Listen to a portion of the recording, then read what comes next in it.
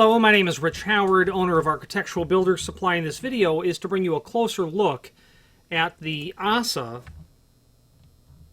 This is their part number 806974. This is called a closing rod. A closing rod, this closing rod is used in the construction of a mogul cylinder.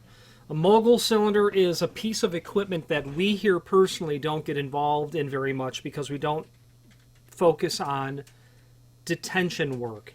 You will usually, in my limited experience with exposure to mogul cylinders, a couple of different sizes, pin chamber closing rod, whether it be an 1.125" mogul cylinder or an 1.5" mogul cylinder, and I think the 1.5" is more typical, is used in detention work because hardware that takes a substantial amount of volume of use, millions and millions of cycles over its lifetime. In detention work, you'll have those incredibly high rates of volume of use on the hardware. Regular mortise cylinders, hinges, door closers, exit devices, doors and frames, material for that stuff for standard commercial equipment is called builder's hardware. In the sense of builder's hardware in comparison to mogul cylinders, or a builder's hardware mortise cylinder versus a mogul mortise cylinder, is that the mogul cylinder is substantially more robust because all of the pieces are substantially larger, probably made of more substantial componentry in lots of regards, will give you the opportunity to get into restricted or patented keyways, things of that nature. So mogul cylinders are used in those applications where builder's hardware would simply not do the job in terms of the volume of use over the years and years and decades, in fact. And you'll very often see mogul cylinders installed in detention work on these epically huge heavy-duty lock sets. There is a link below this video to a cut sheet. High security mogul cylinders from ASSA, where the closing rod, or the pin chamber closing rod, that part number that I had mentioned, 806974, can be seen in an exploded parts diagram on the ASSA. It looks like an ASSA 6000 or an ASSA Twin. I'm not an expert when it comes to restricted high security keyways from ASSA. ASSA being a European company, we don't, or Scandinavian company, don't have a lot of that here, but I'm familiar with it enough to understand how that cylinder works. It has two sets of bittings on the key. There's a sidebar that you need to have the sidebar perfectly aligned with its side pins based on the depths of the cut, along with the top shear line that you would traditionally have, making it substantially pick resistant. This is the component. Client reached out to us because they were completely unable to find them where they were needing to find them at. We have access to ASSA, so we're able to make the sale. I'm going to give you some dimensional properties after beleaguering the point of the history of ASSA mogul as I understand it. Overall length of the closing rod is going to be 1.056. 1.056 overall length. You can see that you've got a bit of threaded end there.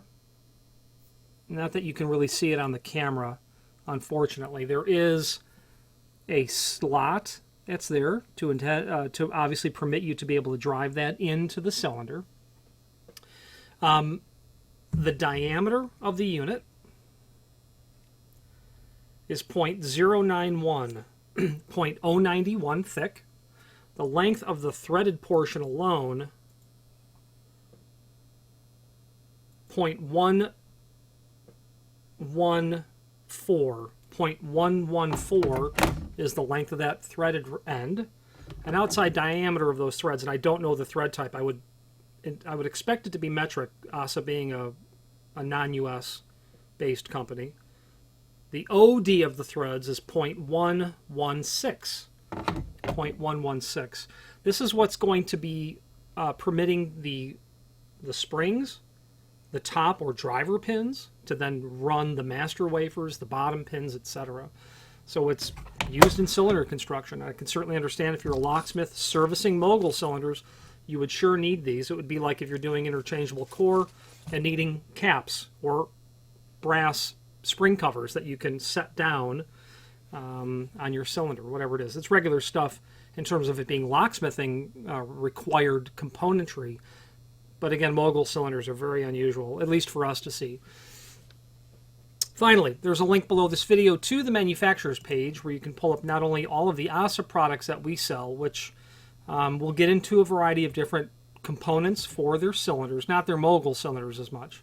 But there's also a link to their website, as well as a link to some other interesting documentation, in particular a service manual on some of their restricted, patented, at one time anyway, high security keyways. And if you delve into locksmithing at all, I think you'll find it an incredibly interesting read to get into the paradigm shift. The development of the ASSA 6000 cylinder with that side cut is considered by some, from what I understand, a seminal point in the history of lock making or cylinder making because of how it so intelligently helped evolve the concept of sidebar, even though the concept of sidebar exists in, the ignition column of your, 1968 GMC pickup truck. But the way in which they did it with their side pins was really interesting. And the really fascinating concept of that is how many potential change keys can be derived, not only on the chambers, the progression of pins, but now you can add, I believe there may be somewhere in the range of 3,500 different sidebar combinations.